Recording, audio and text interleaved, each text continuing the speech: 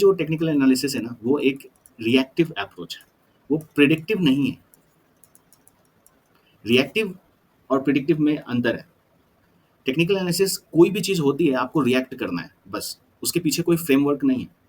Predictive क्या होता है? प्रिडिक्टिव के पीछे हमेशा लॉजिक होता है। तो ये आपको कहाँ से आता है? Propriety price action. एक इकलौती ऐसी चीज़ है जो आपको। वेलकम गाइस, आज के इस वीडियो में हम लोग बात करेंगे उन लोगों से जो टेक्निकल एनालिसिस पर काम करते हैं। और इसी वीडियो में मैं आपको बताऊंगा कि किस तरह से जो टेक्निकल एनालिसिस पर आप काम कर रहे हैं, उससे पैसा कभी भी कंसिस्टेंटली नहीं बन सकता, और वो चीज़ें मैं आपको चार्ट पर भी दिखाऊंगा। ठीक है? और ये भी साथ में बताऊंगा कि किस तरह से एक रोड मैप क्या होगा प्रोप्राइटी ट्रेडिंग का, क्यों इस चीज़ पर बिलीव होना चाहिए, क्यों इस पर ट्रस्ट है, कैसे ये डिफरेंट है, ये सारी चीज़ें आपको मैं इस चीज़ में बताता हूँ। ठीक है? सबसे पहले हमें ये समझना होगा कि टेक्निकल एनालिसिस है क्या।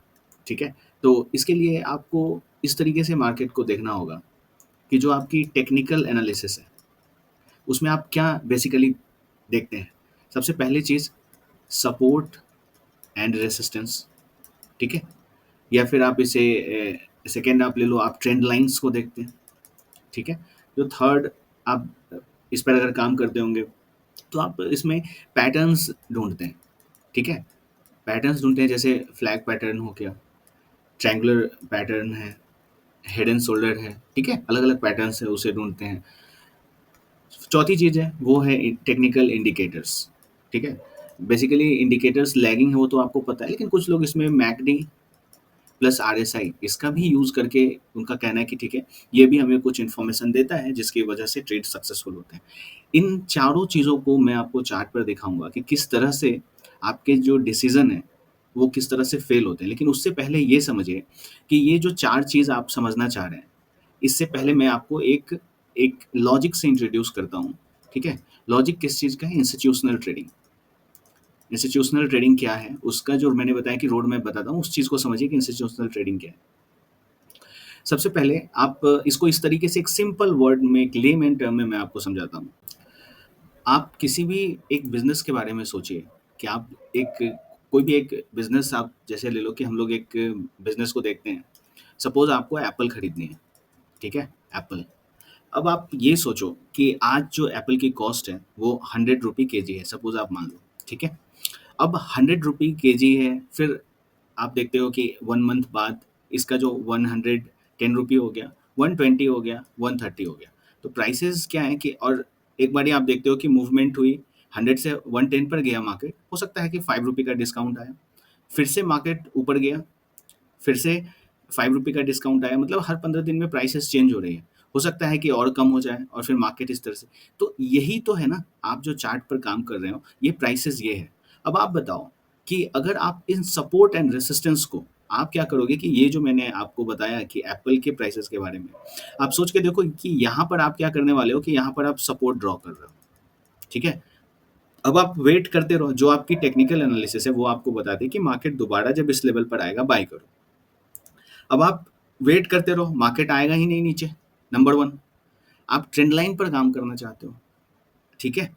तो अब आप बताओ कि ठीक है, यहाँ से आप इसे ब्रेकआउट देखते हो, फिर से रीटेस्ट पर बाइंग करना चाहते हो। आप बताओ कि कोई लॉजिक है इसमें क्या?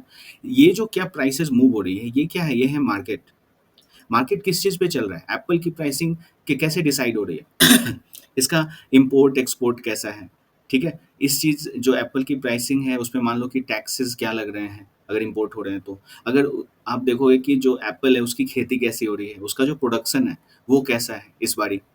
तो इन सब चीज़ों से ये डिपेंड करता है। ये चीज़ें क्या है? ये फंडामेंटल्स हैं।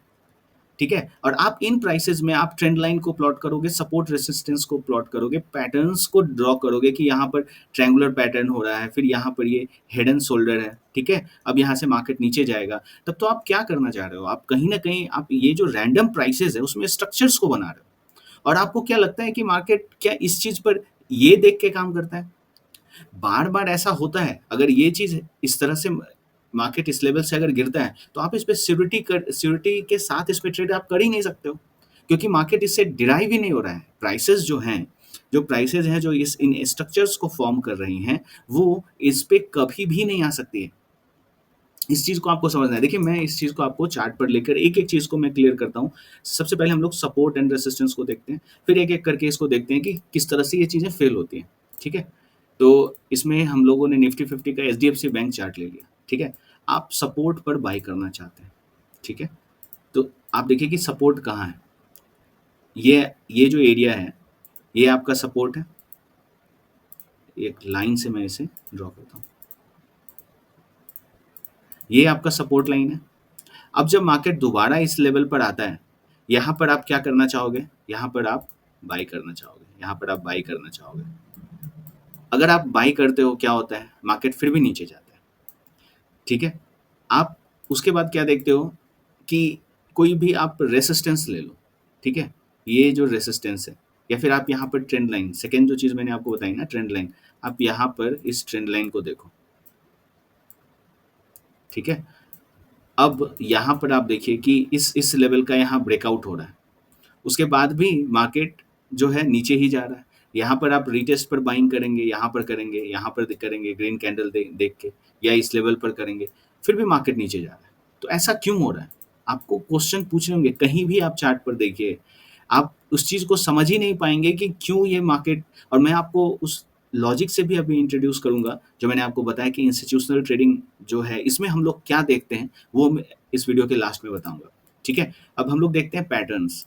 तो पैटर्न्स पे आप देखेंगे कि आप हर जगह पैटर्न्स ढूँढिए, इन्वर्टेड यू, इन्वर्टेड हैमर, मतलब जो हेड एंड शोल्डर है, ट्रायंगुलर है, हर जगह फेल। एक और चीज़ मैं दिखा देता हूँ, खास करके लोग मैकडी और या फिर आप आरएसआई हम लोग ले लेते हैं, आरएसआई पर काम करते हैं, ठीक है? अब आप यहाँ पर इसे देखिए, 50 मिनट्स के चार्ट पर आ जाते हैं। अब आप इसे ध्यान से देखिए, जो जितने लोग आरएसआई पर काम करते हैं, इस लेवल के बाद मार्केट कहाँ यहाँ पर होल्ड कर रहा है, मतलब ये एरिया होल्ड है, ठीक है? यहाँ पर पहले से आपने क्या देखा, सपोर्ट है। अब इस लेवल को देखेंगे तो लोग यहाँ पर भी इसे ब्रेकआउट और समथिंग यहाँ पर वो बाय करना चाहेंगे। यहाँ पर आप सेल नहीं करोगे। आपका जो सिस्टम है, वो आपको अलाउ ही नहीं कर रहा है सेल करने का। या फिर इस लेवल तो क्या, आप यहाँ पर भी आप देखो, ये जो एरिया आपको दिख रहा है, तो आप यहाँ पर जब मार्केट है, ये एरिया क्या होगा आपके लिए, सपोर्ट होगा। तो यहाँ पर आप ट्रेंड लाइन के थ्रू आप बाय कर रहे हो या फिर कुछ भी कर रहे हो, यहाँ पर आप बाय ही करोगे। आपको ये नहीं पता कि ये मूवमेंट क्यों हो रही है, कैसे हो रही है? क्योंकि जब आप कोरिलेशंस और काफ़ी सारी जो प्रोप्राइटरी कांसेप्ट्स है, जब तक आप नहीं लगाएँगे ऐसे मूव्स को, आप पकड़ ही नहीं सकते जो बड़े मूव्स होते हैं। ठीक है? यहाँ पर आपके क्या हुए, stop loss hit, stop loss hit. अब मार्केट नीचे आया, यहाँ पर क्या हो गया? ये आप देखिए कि ओवरसोल्ड हो गया। ठीक है? अब इस एरिया में जब डिप लेके ऊपर आता है और कहीं भी ब्रेकआउट दिखाता है, यहाँ पर फिर से जो आपका इंडिकेटर है वो कह रहा है कि ठीक है बाय, सेल होगा नहीं। लेकिन आप देखिए कि उसके बाद भी मार्केट में सेलिंग ही आ रही है। तो इस तरीके से क्या होता है कि आपको एक सही सिग्नल नहीं देता है, और इतना अगर कन्फ्यूज़न हो, तो आप ऐसे जगह पहुँच ही नहीं सकते जहाँ पर आप बहुत अच्छे पैसे से इसको डिप्लॉय कर सकते हैं। क्योंकि अगर आप टेक्निकल एनालिसिस पे अभी तक काम कर रहे हैं, तो आप देखना कि कंसिस्टेंसी नहीं आएगी। एक बार आप जितना प्रॉफ़िट बनाओगे, उससे ज़्यादा आप मार्केट को दे दोगे। कभी भी अगर आपको गलती से कोई प्रॉफ़िट हो भी गया ना, आप ये नहीं कह सकते हो वो आपका प्रॉफ़िट है और आपके पॉकेट में रहेगा। आप उससे ज़्यादा कहीं मार्केट को दे दोगे। और यही जो एटीट्यूड है, जो ये तरीका है, वो गैम्बलिंग है, और इसी कारण सबसे ज़्यादा लॉसेस होते हैं। अब इसके पीछे रीज़न्स को समझते हैं। ये मैंने आपको दिखा दिया। क्यों, आप अगर देखोगे कि ये जो ट्रेडिंग है, जो टेक्निकल एनालिसिस पर चलती है, उसके इसके पीछे फेल होने के पीछे रीज़न क्या है? क्योंकि देखिए, जब तक आप कोई भी चीज़ को अच्छे तरीके से समझेंगे नहीं, आप ये पता ही नहीं कर सकते, उस चीज़ पर आपको ट्रस्ट ही नहीं होगा। क्यों कोई चीज़ें फेल हो रही हैं, उसके लिए आपको उसके अंदर समझना होगा। ठीक है?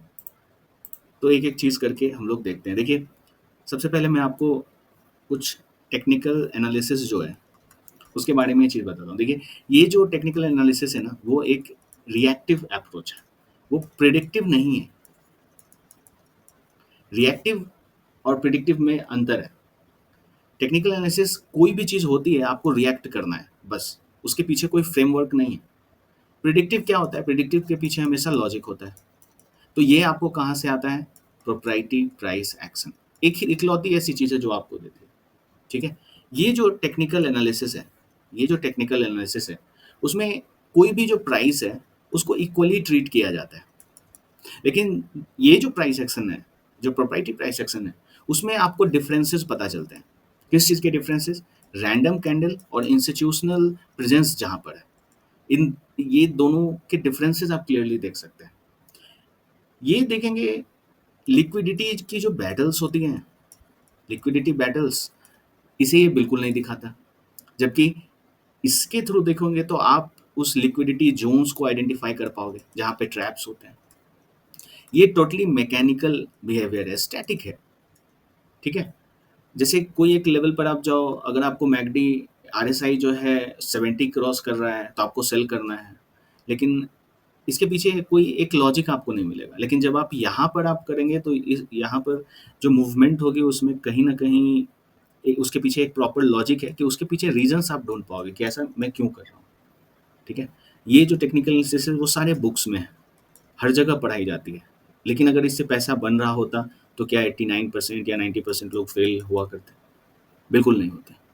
तो इस चीज़ को आपको समझना होगा कि डिफरेंसेस क्या है। लेकिन आपको अगर इसे समझना है कि प्रोप्राइटरी प्राइस एक्शन में क्या ऐसी चीज़ें हैं जो आप जो टेक्निकल एनालिसिस से बिल्कुल डिफरेंट है, और वो आपको एक सक्सेसफुल ट्रेडर, सक्सेसफुल इन्वेस्टर, या फिर जैसी आप लाइफ सोच रहे हो कि आपको जैसी लाइफ मिले वो आपको दे सकती है, उसमें ऐसा क्या है, इस चीज़ को भी हम लोग समराइज कर लेते हैं। देखिए, प्रोप्राइटरी प्राइस एक्शन जो चीज़ है उसमें पहली चीज़ आप देखते हो, हु कंट्रोल्स द मार्केट।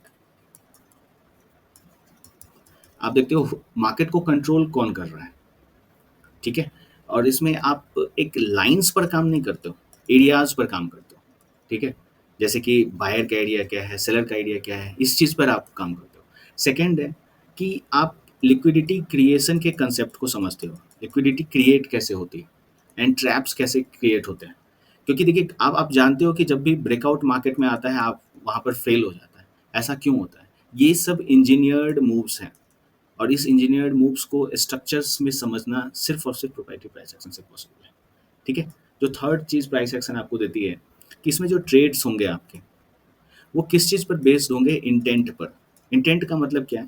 देखिए, प्राइसेस इस तरह से मूव हो रही है, मूव हो रही है, अगर यहाँ पर एक रियल ब्रेकआउट है तो इसके पीछे क्या है? इंटेंट भी है प्लस डायरेक्शन भी है।